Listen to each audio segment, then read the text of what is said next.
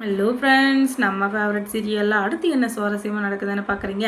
ரொம்ப நேரமாக விஜய் இருந்துக்கிட்டு யாரோ ஒருத்தரை வாட்ச் பண்ணிட்டு இருக்காரு. அதுவும் டீப்பாக யார் அந்த அதிர்ஷ்டசாலி விஜயே நோட் பண்ணுறாருன்னா அது யாராக இருக்கும் அப்படின்னு சொல்லிட்டு இந்த பக்கம் அந்த பக்கம் தடாதீங்க, நானே சொல்லிடுறேன். அது அந்த ராஜேஸ்வரப்பனை அனுப்பின அந்த ருத்ரன் தாங்க.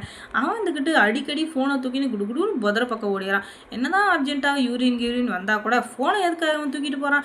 அதுவும் இல்லாமல் போயிட்டு அரை மணி நேரம் புதர்கிட்ட பேசிகிட்டு இருக்கான். என்னவா இருக்கும் அப்படின்னு சொல்லிட்டு பக்கத்தில் போய் நின்று பார்க்குறாங்க.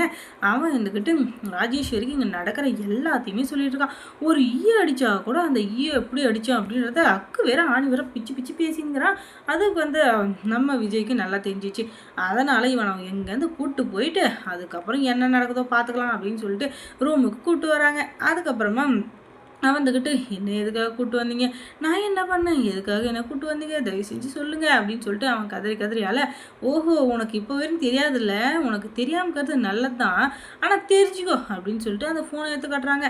இந்த ஃபோனில் லாஸ்ட்டாக ஒரு கான்டாக்டுக்கு அடிக்கடி பண்ணியிருக்க, அதுவும் பண்ணிக்கிட்டே இருந்திருக்க, என்ன அப்படின்னு சொல்லிட்டு பார்த்தா இதில் ராஜேஸ்வரி வாசுன்னு வேறு சேவ் பண்ணியிருக்க. இதுலேருந்து எனக்கு தெரிஞ்சு போச்சு நீ அந்த ராஜேஸ்வரியோட ஆள் அப்படின்னு சொல்லிட்டு. நீ ராஜேஸ்வரியோட ஆளாக இருந்துப்போ இல்லை அவளோட கையை வேணாந்துப்போ, அதை பற்றி எனக்கு பிரச்சனை இல்லை, ஆனால் நீ எதுக்காக எங்களை பழி வாங்கணும்னு நினைக்கிற அப்படின்னு சொல்லிட்டு பார்த்தா என்ன சார் பண்ணுறது, பணம் இருந்தால் தானே எல்லாம். அதுவும் இல்லாமல் இந்த ரெசார்ட்டோட ஓனர் அவங்க ஃப்ரெண்டுங்கிறதுனால அவங்க என்ன சொல்கிறாங்கிறதும் நான் செஞ்சு தானே ஆகணும், இல்லைன்னா என்னுடைய வேலை போயிடாதுங்களா. என்னங்க சார் பேசிகிட்டு இருக்கீங்க அப்படின்னா, நாங்கள் பேசுறது இருக்கட்டும், நீ ஃப்ராடு வேலை பண்ணிவிட்டு இப்போ நல்லா மாதிரியே பேசாத, ஒழுங்கு மாதிரியே வாயை மூடு, நான் சொல்கிறத மட்டும் கேளு.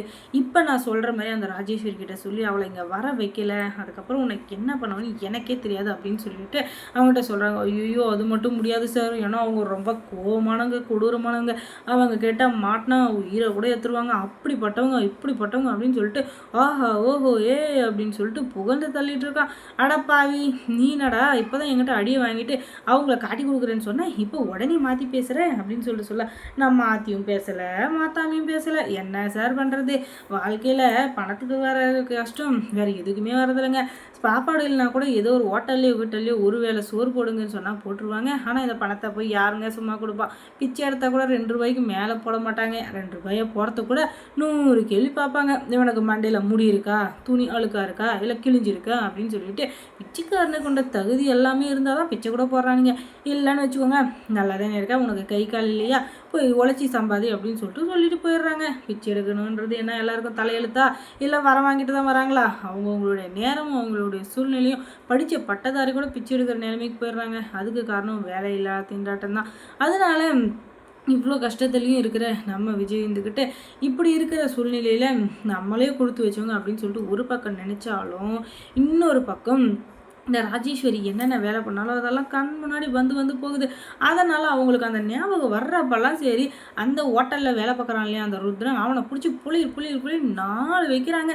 இதுக்கு காரணம் ராஜேஸ்வரி தான். அவளை அடிக்க முடியல, அதனால் பக்கத்துலேயே இருக்க அவனுடைய அடியால் இவனை அடித்தா கொஞ்சமாச்சும் கோவம் தீரும்ல, அதனால தான் அப்படின்னு சொல்லிட்டு அதுக்கப்புறம் அடின்னு உரிச்சு எடுத்து, எதுக்கு சார் நீங்கள் அடிக்கடி என்னை அனுப்பிச்சிட்டே இருக்கீங்க, என்ன தான் சார் உங்களுக்கு பிரச்சனை அப்படின்னு சொல்லிட்டு கேட்டால், அதுவா உன் பாஸ் இருக்காளையே உன் பாஸ், அவள் எனக்கு இவ்வளோ கேக் மாதிரி வேலைலாம் பண்ணி என்னை பிரிச்சிருக்கா தெரியுமா, அதுக்கெல்லாம் அவளுக்கு நான் பதிலடி கொடுக்க வேணாம், இந்த பதிலடி அவள் என்னைக்குமே மறக்கவே கூடாது. இதனால தான் நான் அவளுக்கு ஒரு இது வச்சுருக்கேன், அடுத்த ஒரு பல பரீட்சையில் அவள் பாஸ் ஆகிட்டான்னு வச்சுக்கோயேன், அதுக்கப்புறம் அவளை நான் என்னென்னு கூட கண்டுக்க மாட்டேன். ஆனால் அதுக்காக அவளை நான் சும்மா விட மாட்டேன்னு நினச்சிடாதீங்க, நான் நினைக்கிறது நடக்கிற வரைக்கும் அவளை சும்மாவே விட மாட்டேன் அப்படின்னு சொல்லிட்டு பயங்கரமாக பேசிகிட்டு இருக்காங்க. அதுக்கப்புறமா எல்லா உண்மையும் தெரிஞ்சதுனால என்ன பண்ணுறதுன்னு தெரியாமல் முழிச்சிட்ருக்க. இன்னொரு பக்கம் விஜய் இருந்துக்கிட்டு அதுக்கப்புறம் அங்கே நம்ம ராஜேஸ்வரியை போலன்னு பொழந்து எடுத்துடுறாங்க. எவ்வளோ தைரியம் தான் நீ இப்படி ஒரு வேலையை பார்த்துருப்பேன், நீ என்னென்ன கேக்கு மாதிரி வேலை கேடி வேலைலாம் பண்ண எனக்கு தெரியாதுன்னு நினச்சிருக்கியா, எனக்கு எல்லாமே தெரியும் நீ பண்ண எல்லா விஷயமும், நான் டூருக்கு வந்தனும் இல்லை வேலைக்கு வந்தனும் அதை பற்றி பிரச்சனை இல்லை, ஆனால் நீ என்ன பண்ணுற எது பண்ணுவ என்ன பண்ணின்னு இருப்ப அப்படின்னு சொல்லி எல்லாத்தையுமே நான் கரெக்டாக இது கவனித்து வச்சுப்பேன், அதனால் உன்னை நான் சும்மாவே மாட்டேன் அப்படின்னு சொல்லிட்டு பயங்கரமாக திட்டி விட்டுறாங்க. அதுக்கப்புறம் அப்போ திட்டு எவ்வளோ திட்டுவேன், இன்னும் ஒரு வாரம் திட்டுவியா, அதுக்கப்புறம் நீ டைவர்ஸ் வாங்கி கொடுக்குன்னு ஓட போகிறேன், அதை பார்த்து நான் சிரிக்க போகிறேன் அப்படின்னு சொல்லிட்டு கை கொட்டி சிரிக்கிறாங்க. ஓஹோ நீங்கள் சொல்கிறது நடக்கும்னு நினைக்கிறீங்களா, கண்டிப்பாக நடக்காது, எதுக்கு பகல் கனவு காணுறீங்க அப்படின்னு சொல்லிட்டு நம்ம மல்லியும் கவுண்டர் கொடுக்குறாங்க. அதுக்கப்புறம் மல்லி சீரியலில் என்ன சுவாரஸ்யமாக நடந்திருக்கும் நீங்கள் தெரிஞ்சுக்கணுன்னா நம்ம சேனலை சப்ஸ்கிரைப் பண்ணுங்கள். தேங்க்ஸ் ஃபார் வாட்சிங்.